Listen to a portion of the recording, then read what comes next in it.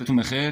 چند روز پیش یه ویدیو توی اینستا دیدم که یکی از دوستان داشتن گریس لنت رو که برای رفع صدای سوت لنت استفاده میشه رو توضیح میدادن و کل اون گریس لنت رو روی سطح لنت داشتن میمونه و به مقدار خیلی زیادی میمونه.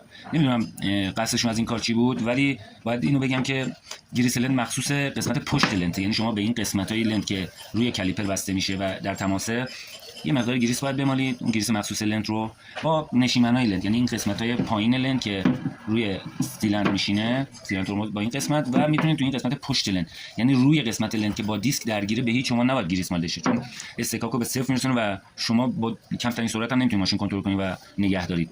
اینو خواستم اطلاع رسانی کنم که حالا نمیدونم چه حساب اینقدر بعد این ویدیو وایرال شده بود، ولی توجه کنید که حتما اگر از گریس لنت برای رفع صدای سوت لنت انجام میدید، حتما باید به پشت لنت مالیده شه اون گریس و به نشیمن‌های لنت که روی سیلندر میشینه. سیلندر هم که طبیعتاً باید کالیپرها رو شما روونکاری کنید، بعد لنت رو تو جای خودش قرار بدید.